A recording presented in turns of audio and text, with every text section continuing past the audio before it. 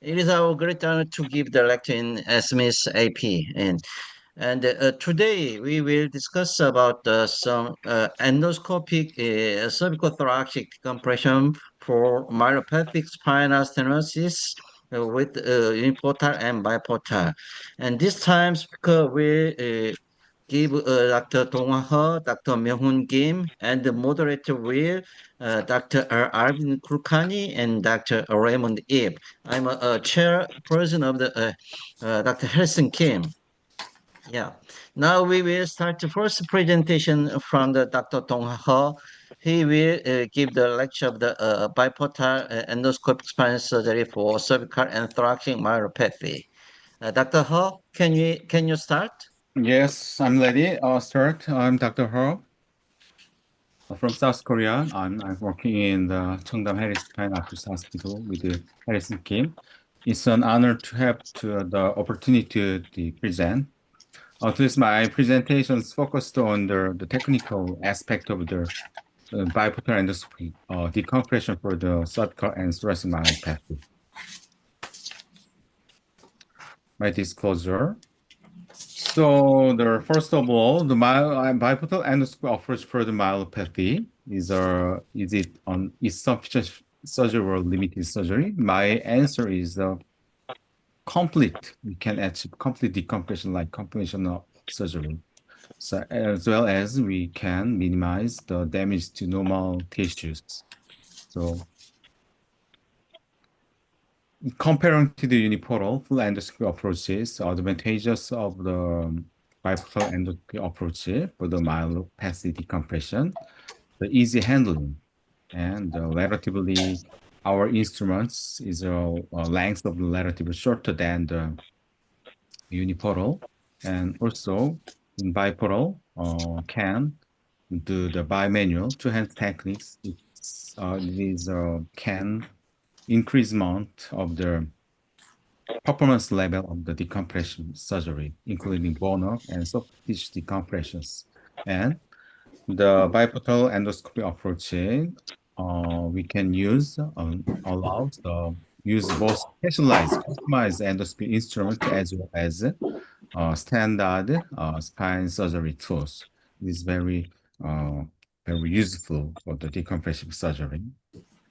So firstly, I show the technical aspect of the bipolar endoscopy approach for the cervical myelopathy. So in the comparing to the unipolar, inevitably we have to make the two portal. First portal is only used for the viewing portal. The other portal is using for the working portal. So most of the instruments through the pass and inserted using the working portal. So this is an overview of the biportal and quick posterior cervical fenestrations. So recently, the many surgeons already started the bimanual trans technique of the biportal endoscopy approaches. Finally, we can increase the performance level of the UB. You can see there. So we usually the most of the surgeries performed through the working portal. However, recently the endoscopy self-selector is attached at the endoscopy portal. Therefore, finally, we can do the bimanual, the technique of the biportal. So first case is 75 years old female patient presented with the quadriparsis of the grade 4 of grade 5 and both arms tingling sensation with radiating pain. You can see there the 3-4 areas. So stenosis, mainly the compressed by the hypertrophied ligament flavum at the C3-4 area. So by the plan is the posterior decompression is the bipolar. So I will show my surgical video. So left side approaches. Now I drill the midline, the basement of the spinous process. So also you can see there, this point is a spinous process. I decompress the spinous process. The basement of removal of the spinous process is very important for the contralateral decompression through the unilateral approaches. Now I drilled out the basement of the spinous process, as well as ipsilateral left side laminotomy of the C3. You can see the spinous process. Firstly, we have to remove of the basement of the spinous process for the exposed of the midline of the C3, and also we can expose of the contralateral side. Now I expose the C4. This is a midline. The drilled of the midline and the ipsilateral laminotomy, we can easily remove of the superficial layer of the ligament flavum. After removal of the superficial layer of the ligament flavum, you can see the interlaminar space, C3 and C4. Now I drilled the C4 midline. And now I drill contralateral C3 lamina. You can see that this portion is a contralateral foramen. This is a midline. This is a interlaminar space. The C3 low laminotomy we have to perform the expose of the proximal end of the ligament flavum. The circumferential decompression is very useful. I will prefer the diamond drill. You can see the proximal end of the ligament flavum. And I drill the lateral part of the ipsilateral lateral part and medial facet and lateral mass was removed by the diamond drill. Diamond drill is very useful for the prevention of the bone bleedings. After laminotomy, we can expose of the proximal end of the ligament flavum and then move to C4. I drilled out the C4 upper lamina. Also, very similar, the circumferential drilling, expose of the distal end of the ligament flavum, and then lateral part was removed by the small size of the Carrison longe. Bone bleeding was controlled by the application of the bone wax. This is a contralateral drilling. And the exposure of the dissection of the ligament flavum. Ligament flavum was fully exposed. And then the use of the endoscopic self-retractor, we can easily dissections of the end block pattern. We can do the end block pattern of the removal of the ligament flavum, hypertrophied. Consider the dura. I carefully dissected of the lateral part of the ligament flavum. Finally, remove out of the ligament flavum and block pattern of the ligament flavum. And the lamina to ligament flavum was completely resected and moved to the contralateral. Also, you can see the laminate part of the ligament flavum. Also, laminate part of the ligament flavum was removed by the small size of the caris longe or pituitary fossa. You can see the full decompressions of the central canal of the C3-4. And before the end of the operations, I usually put in the epidural drainage catheter for the prevention of the post-operative hematoma. You can see the post-operative ML reveal, complete decompression C3-4, and also complete resection of the hypertrophied ligament flavum. Post-operative, the quadratic paralysis was much improved after surgery. And the next case is 61 years male patient presented with bilateral hand grasp power weakness with severe tingling sensations. And MRI reveal 71 area, you can see the bilateral facet cyst was seen. So spinal cord was severely compressed by the bilateral synovial cyst. So my decision was right side approaches, unilateral approaches, bilateral decompressions, and bilateral resection of the synovial cyst. So firstly, I dissected muscle and soft tissue for the exposure of the bone structures and the drilled start. And C3 and C7 and T1 areas drilled out for the exposure of the cystic lesions and the margin, proximal and distal margin of the ligament flavum. You can see the interlaminar spaces exposed of the ligament flavum. C7 lower was drilled out, and this is contralateral side. Firstly, we have to do circumferential bone drilling, exposure of the proximal end of the ligament flavum, and the spindle C3 lower the lamina was removed. Also, you can see the distal end of the ligament flavum. The ligament flavum was angular pattern limber was I performed. You can see the severe adhesions between dura and cyst. For the exposure of the complete margin of the cyst, I drilled more lateral part. You can see there, I did the medial fascectomy for the exposure of the cyst. You can see the cyst. Cyst is severely adhered with the dura. The careful dissections, and they move to the contralateral side or side drilled out contralateral side, and the thin medial facet areas were the removed using the small size of the pituitary forceps, and you can see there the cyst.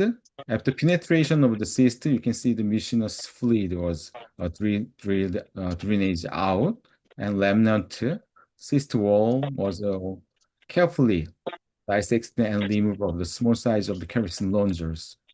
And they moved to the contralateral side. Also, the facet cyst, synovial cyst severely adhered with the dura.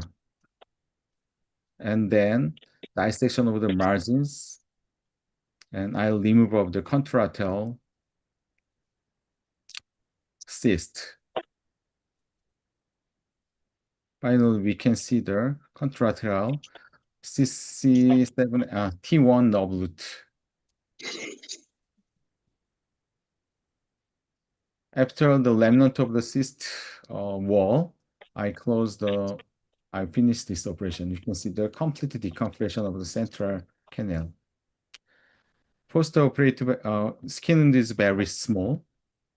Usually I put in the epidural catheter for the prevention of the post-operative epidural hematoma.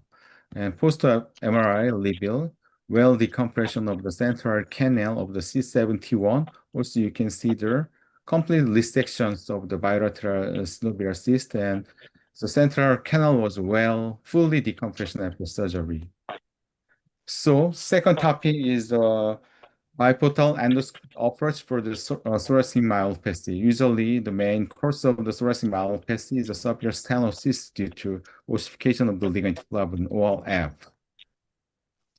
So comparing to the lumbar area, so contralateral decompression usually performed by the sublaminar decompressions with undercutting. However, the cervical and thoracic area contralateral decompressions should be performed by the translaminar decompressions, like subtotal laminectomy. Firstly, exposure of the contralateral lamina, and we have to do the decompressions of the bone walk, like translaminar decompressions. This is different point comparing to the lumbar area.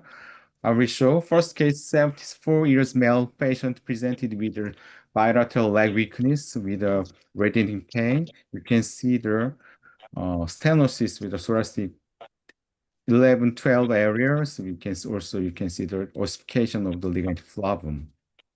My plan is the unilateral approach with the bilateral decompressions and bilateral resection of the ossification of the ligament flavum. So firstly, I expose of the cranial lamina, firstly, and drill down.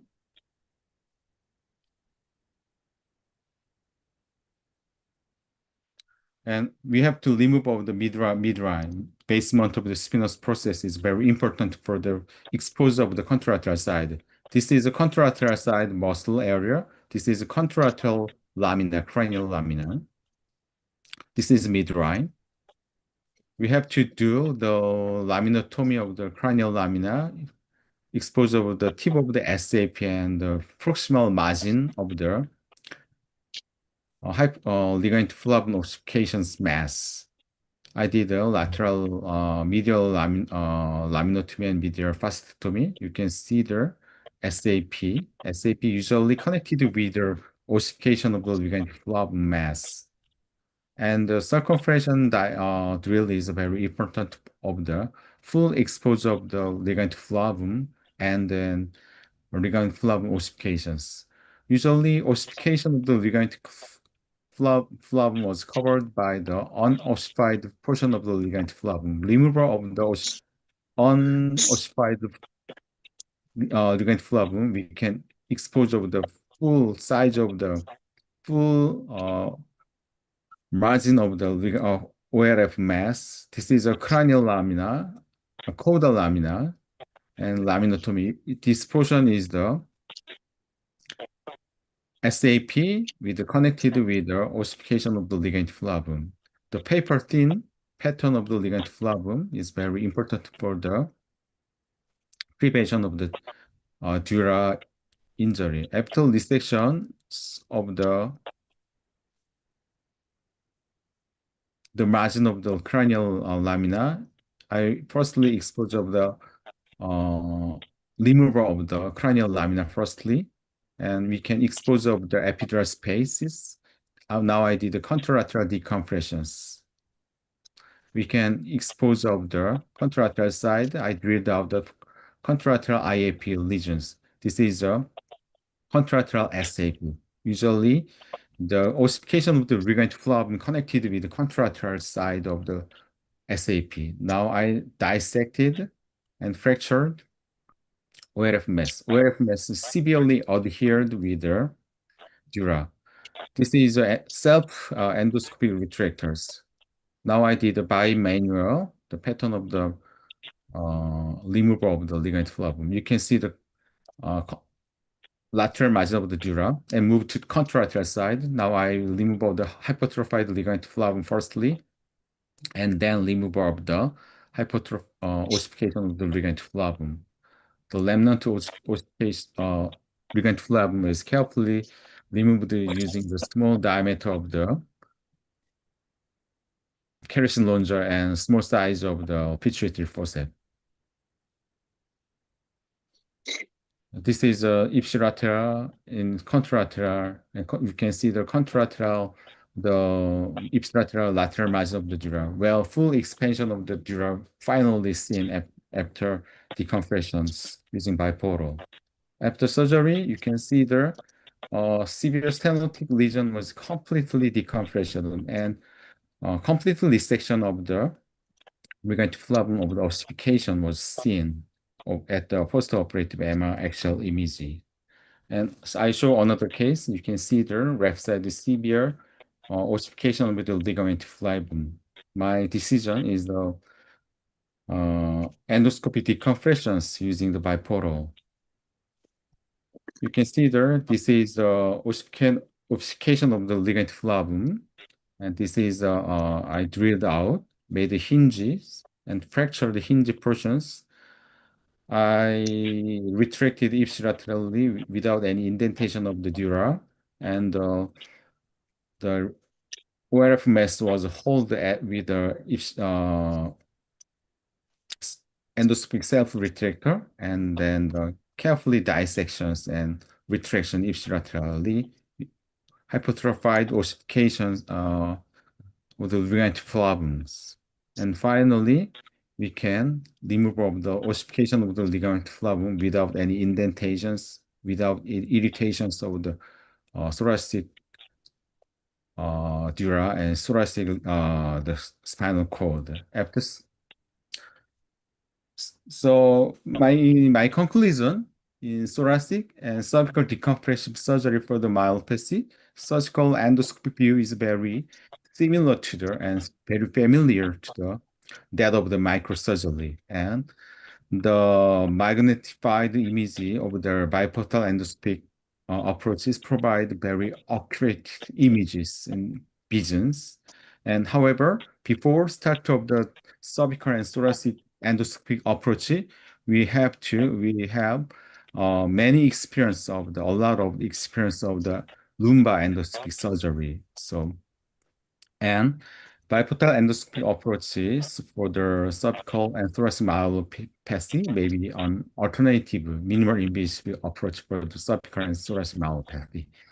Thank you for your attentions. Thank you so much, Dr. Dong He. Thank you so much for your excellent, great lecture. Uh, now we have some time to discussion. Dr. Raymond, you have some question or some comment to this lecture? No, I think it's an excellent approach to do a tricky area because we normally would be doing these open. So this is making it so much less tissue damage and recovery would be so much faster. And it looks so clean as well because the hydrostatic pressures help stopping the bleeding. So excellent results. Thank you for the Okay. excellent presentation. Thank you for Okay. your comment. Yeah, Dr. Kulkarni not here. He had an emergency surgery. Oh, Okay, okay, really? I Yeah, see. so he said Uh, he told me yeah, to I have some. speak. I Do we have I any? have. I think there's a chat. If do we have any questions from the chat? Let's look at the chat if anyone's made any questions. No, there's no questions from the. No, we can't see any questions. Um. So how many? I mean, it's more difficult the number. I know why it's more difficult because in the thoracic and then the cervical spine, you can't manipulate the spinal cord. So so in the lumbar you can sort of push things around a bit, but in the cervical or thoracic, you have to get the right angle if you and that's the difficulty of doing thoracic or cervical surgery. The spinal cord remains in a fixed structure and you can't really retract it much. Um, so how much more difficult do you find it because you can't manipulate the spinal cord? Yeah, so comparing to the lumbar surgery, we Yeah. can retract the dura. Yes, but So you cannot retract in yeah, cervical so thoracic. extraterritorial decompressions, we can easily perform the thoracic and cervical area. However, so it's difficult to the decompression of the contralateral without any retraction or manipulation of the dura and spinal cord. So difficult point is the lumbar area, contralateral decompression. Usually we decompress the sublaminar decompression, sublaminar bone. However, uh, in thoracic and cervical area, so translaminar decompressions. Firstly, exposure of the after midline drilling, exposure of the contralateral lamina exposure is firstly, and then drilled out. So similar to the subtotal laminotomy. Therefore, we can reduce of the manipulation and the retraction of the dura and manipulation of the cord. Yeah, that is the key point. Also, please comment the Harris Kim. Yeah. Yeah, difficult Uh, point of the lumbar surgery. Yeah. yeah. Actually, Dr. Tomaha already talking that there's some very important point of the term, some preserve the some code retraction in the uniportal and biportal, also in our hospital, always keep the outside and over the top technique, especially we know that in the lumbar stenosis also there's very some decreasing the risk, but especially thoracic and cervical, there is more important things that some outside over the top. Firstly, during the some surrounding structures, because of that, Doctor talking that the translamina and some over the top, then finally take out the ligament flabrum. Always keep the some cold area before completely resection of the around the structures, and finally take out the ligament flabrum. That's the most important point. Yeah, Excellent. Raymond, it's Yeah, okay. no, I'm so amazed by what's capable what people are doing now. So we Okay. would find I mean lumbar's easier, much easier. This is because we cannot manipulate the spinal cord. So if you can't get an angle, it's just impossible. Yeah, But I because guess of that's that the in beauty the of an endoscope is you can look around because you have a angled scope. You're not looking in a straight line, so you can see things better as well.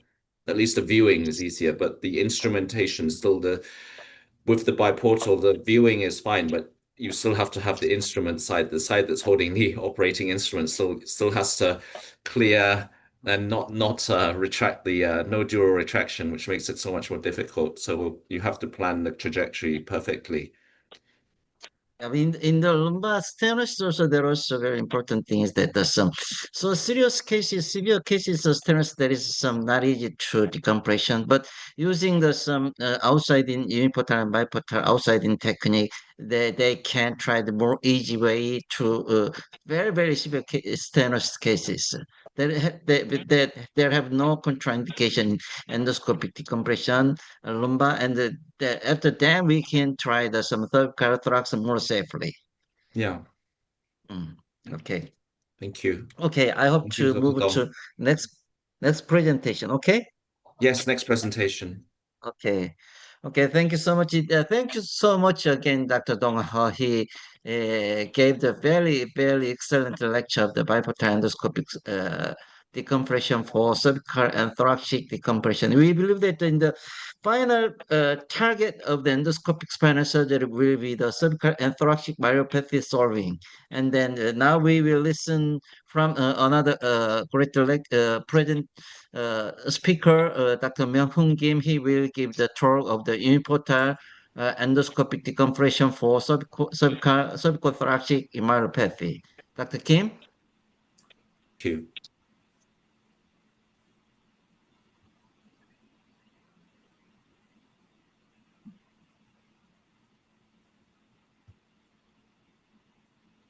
보이시나요? Perfect. Thank you. Thank you for introducing. Good afternoon, and this is Myung Hoon Kim. I'm working at Harrison Hospital in Songdo. Thank you for such a valuable opportunity to present today. And I'm a great honor to present at SMISS-AP Webinar. Today's my topic is cervicothoracic decompression for myelopathic spinal stenosis using unipolar approach.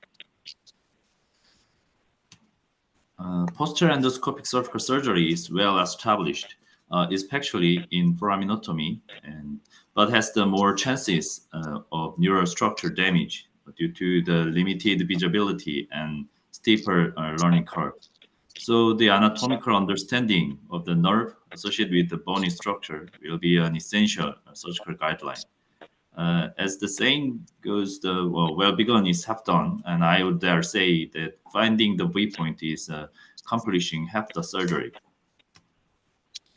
In the meantime, one of the axes of the development of spinal endoscopic surgery has been to minimize damage to normal tissues. In addition, the surgery at the cord level requires sufficient decompression, that is, exposure, without touching the nerves as much as possible. So you must be spatially familiar with the endoscopic view. Sorry. And there is a burden of crossing the opposite direction, that is, crossing the spinal cord. Therefore, it can be said that surgery at the cord level is greatly affected by proficiency. These concerns can be said to be an attempt to prevent complications and reduce disadvantages. Nevertheless, there should be no incomplete decompression. In 2017, full endoscopic bilateral decompression for spinal stenosis was introduced to world neurosurgery, and it can be said that the actual lumbar endoscopic unilateral approach, bilateral decompression of over-the-top approach began. And these surgical techniques are also applied to the cervical and thoracic spine. Using the over-the-top approach, surgery can be performed relatively safely, making it an essential surgical technique. I think that the over-the-top outside-in approach is an essential technique to avoid neurological damage.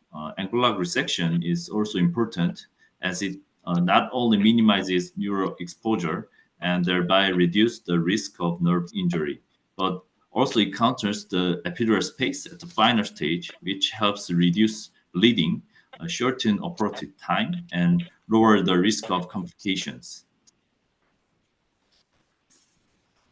By using the over-the-top approach, it is possible to effectively approach not only sufficient decompression on the ipsilateral side, but also deep areas on the other side.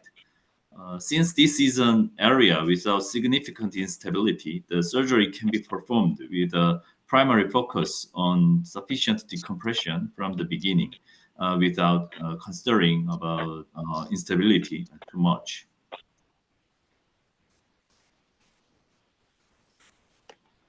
In contrast, in the cervical spine, sufficient decompression must be achieved while also maintaining spinal stability. This dual requirement, not only minimizing tissue damage while maximizing neural exposure, but also preserving stability, adds to the surgical complexity.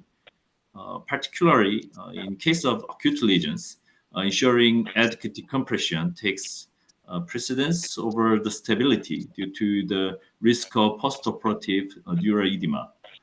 Nevertheless, spinal stability must still be carefully considered. It is important to note the difference in approach between acute and chronic lesions. In cases of acute lesions, total laminectomy is recommended considering postoperative swelling. This is a schematic diagram of an angular resection. In chronic lesions, decompression to the contralateral side can be achieved through hemilaminectomy.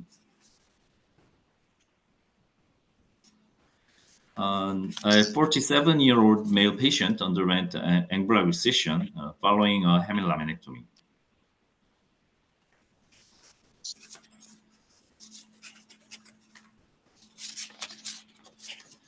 This is a 55-year-old male patient. In some cases, angular resection can be extended vertically to include the levels above and below. Hemilaminectomy was performed for a chronic lesion. Following up image 1 year later shows the remodeling and evidence of healing. Here is another case. This patient is a 56-year-old patient who presented with C5, 6, and 6, 7 myelopathic spinal stenosis, neck pain, and partial paralysis of the upper extremities. This patient underwent cervical endoscopic unilateral laminotomy and bilateral decompression using unilateral total laminectomy. While with a single incision, adequate decompression can be achieved at 2 or even 3 levels. To prevent postoperative hematoma, 2 drains are placed at each level. In the postoperative images, it can be seen the spinal stenosis has significantly improved. However, in some cases, it can be confirmed that rebound stenosis occurred as the lordosis recovered from the mild spinal stenosis at the upper level. In cases of acute lesions, as you can see, a total laminectomy is performed. Even for 2 levels, it is fully feasible. The area beneath the spinous process is thoroughly drilled, and the laminectomy is carried out by riding over the lamina. Thoracic stenosis. In 2022, Myung Kim introduced operative neurosurgery outside in over the top technique for spinal stenosis caused by thoracic OLF. This method is equally applied to the cervical decompression that will be introduced today. Even in cervical degenerative spinal disease accompanied by spinal stenosis, unilateral laminotomy bilateral decompression can be successfully performed through full endoscopic spinal surgery using an outside-in and over-the-top approach.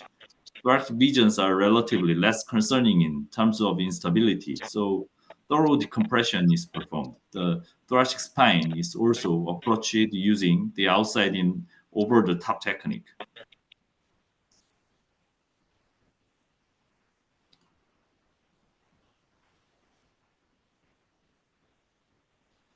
According to the paper of full endoscopic thoracic decompression for thoracic OLF, published by Myung Kim, thoracic endoscopic decompression in carefully selected cases was a safe and clinically and radiologically efficacious procedure in treatment of thoracic OLF.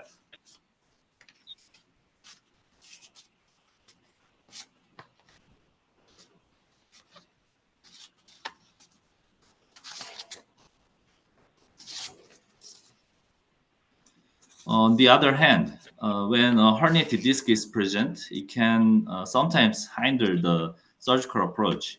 However, even in such cases, as shown here, a different approach can be taken to effectively treat the lesion endoscopically. This case is a 66-year-old male patient whose thoracic pathology was effectively resolved through full endoscopic thoracic decompression.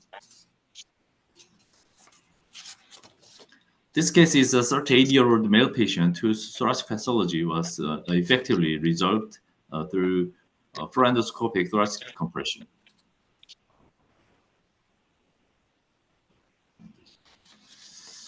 This case is very interesting case. This patient is a 64-year-old female patient who came to the hospital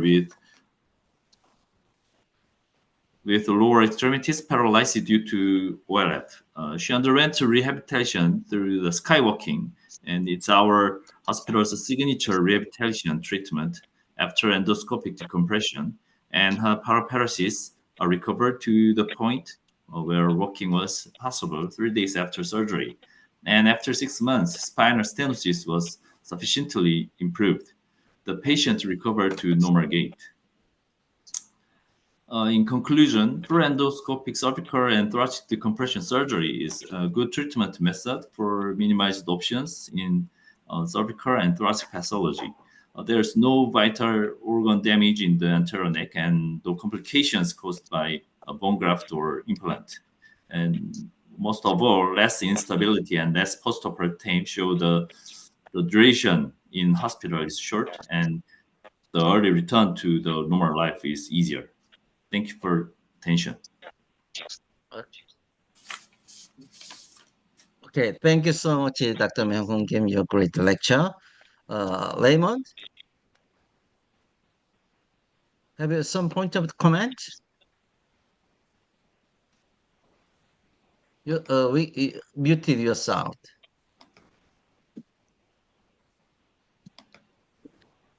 Okay, thank you, Dr. Kim, for your excellent talk. Yeah. Thank you. Yes, excellent talk. So a lot of these patients, when we look at them, I noticed that a lot of your patients had some kyphosis before the surgery. So a lot of us know that if we do a posterior decompression in the cervical or in the thoracic spine and the spine is in kyphosis, it's maybe not so effective because the spinal cord doesn't want to float away so much easily if it's in kyphosis. But then again, we also know that because there is spinal stenosis, the most comfortable posture is often kyphosis. So how much restoration did you look at the posture of your patients? Because with a minimally invasive approach, there's very little muscle damage. So did you examine how much lordosis came back in some of these patients, especially in the cervical? Because I find that when I do my cervical decompressions from the back, or if we even put in a disc replacement, we often see the lordosis comes back. It doesn't come back immediately, but it comes back after several months. So because they're in a more comfortable position, so they can actually lift their head up now. And doing this before gives a more spacious spinal canal. So they're doing it deliberately. The posture it's like sciatic listing, but because you have such a minimally invasive approach, presumably because a lot of the time we're worried about destabilizing the spine with an open approach. So we may generate a iatrogenic kyphosis with an open surgery, but because this is minimally invasive, then there should be a lot less iatrogenic muscle damage, and the proper posture might return a lot easier. So I'm just asking, did you see an improvement in posture after your surgeries for a lot of your patients? I saw that the patient walking actually looked better after the surgery. She seemed to. Actually, I think many patients, they after surgery, they are very interesting in their posture, and they intentionally to lordosis curve preservation posture, and after surgery they feel more comfortable the lordotic change. Yes, exactly. Before the So surgery. yeah. But so I commend you. It was very well presented, and I think this is the way forward for preventing a lot of weakening of the back muscles. So you're Raymond, very keen. yeah, fortunately, we Harrison Hospital we perform so many cases endoscopic decompression for cervical myelopathy, and Dr. Ho and me and Dr. Kim. And fortunately, we already followed the more than so many cases of more than 1 years. And also today we saw the so many cases mostly followed the more than 1 years. They have no aggravation of kyphosis, rather than they have some improvement, some spinal alignment after operation. I believe that Yes, there is yes, a real power of the endoscopic decompression to yeah. preserve the some spinal muscle and skin and some tensegrity.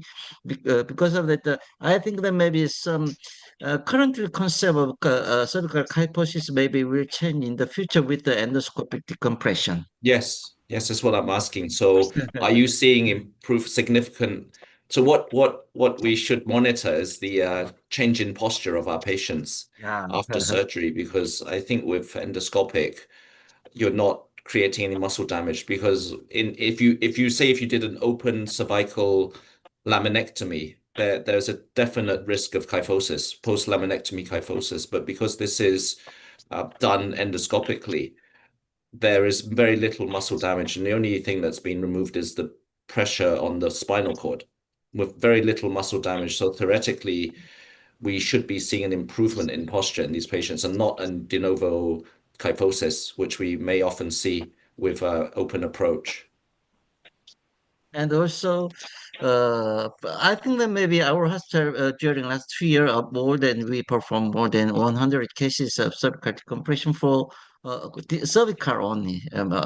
Then we still, fortunately, we have no cases of some revision, fusion or some screw cases. It means that they have no instability. But and also the patient have more, they return to their normal motion of the cervical activity after operation, after resolving their pain and their problem. I believe that they have a real chance to rehabilitation and real chance to some correction of the alignment. That is some give them more good advantage their prevention of the kyphosis, maybe in the Yes, yes, endoscope spinal decompression. Yeah. yeah. So that's was we're also seeing it with our anterior surgeries, that the posture significantly improves. But we're using implants, so but it's not because of any muscle damage. But when we get muscle damage, there's a definite significant risk of in the thoracic spine, in the lumbar spine would be a greater risk of things like PJK, PJF, and in the thoracic, in the cervical spine, maybe changes in posture that we're not aware of. So yeah, this is an excellent talk. Yeah. I think I if you can see that if we can make a comment that, you know, when we do these minimally invasive surgeries, we're actually uh, improving the posture. That would be a definite. The people who still do open would definitely look at this and say, oh, maybe we should really switch to doing these minimally invasive, because they always say, oh, we do it open and we don't damage anything. But we're seeing changes to. I've definitely seen, if you look on the MRI in an open surgery, there's definite damage to the muscles. You can see it. I, So I, I hope to give the final question to two audience, two lecturer, two yeah, speaker. What is your contraindication or some recommendation of the acid open surgery in the cervical myelopathy? My It opinion, mean, yeah. Mm. yes, more instabilities and preoperative severe kyphosis. Mm. So that is open surgery that we have to consider the fusion surgery. It's my opinion. And multi-level, more than 3 level, is sometimes very difficult for the decompression using the endoscope. That is, we have to consider the laminoplasty or the decompressions with the fusion surgery should be considered. Okay, shown level, 1 level or 2 level decompression is very suitable for the endoscopic approach. My opinion. Okay. Thank you so much, Dr. Kim. in my opinion, it's the same, Dr. Her, because in my skill, more than 3 level is very difficult to me. So long level will be suitable than the laminoplasty is more, I think it's better. And severe kyphosis or severe lateralisthesis or spondylolisthesis is suitable to the anterior approach and fusion, I think. Okay, thank you so much. Raymond, I think that maybe today we are listening a very great lecture from two speakers. Yes. Then I hope to finish this webinar today. Is it possible? Yes. Okay. Thank you so much for all audience. I believe that the endoscopic decompression of the cervical and thorax area is very, very difficult to still, but I believe that in the with the advancement and the expansion of the endoscopic spinal surgery, we will do the more safe surgery, cervical and thoracic decompression. Then we will really will give the to the patient a very good clinical result in with the very geriatric patient, geriatric generation. And today, very very thanks to your attend, listen, and thanks to so much. Thanks so much. Dr. SMISS-AP and Dr.